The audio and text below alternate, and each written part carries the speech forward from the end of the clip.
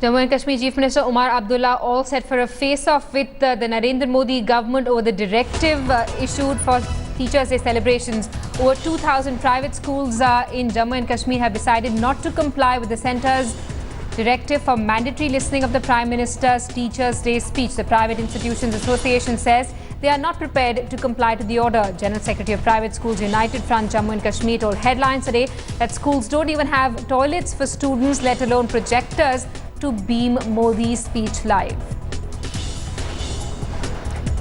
Right, a statement coming in from almost 2,000 schools in Jammu and Kashmir saying that the government, instead of trying to make Prime Minister Modi's speech compulsory for students, should focus on infrastructure developments.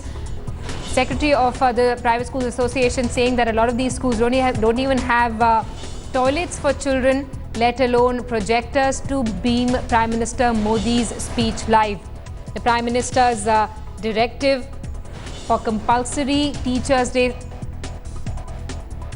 listening of his speech for schools, CBSE schools across the country, has come under criticism from several political parties.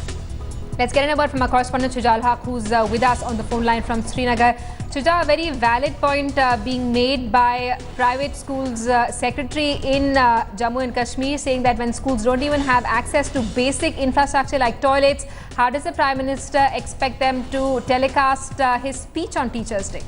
Well, that's right. And Simi, it seems like a major face-off between the private schools of Jammu and Kashmir and this government directive. Although we have not yet heard whether the state government has asked the private schools to comply with the centre's order. But here on their own, the private schools have come up and issued statements. In fact, they spoke exclusively to us.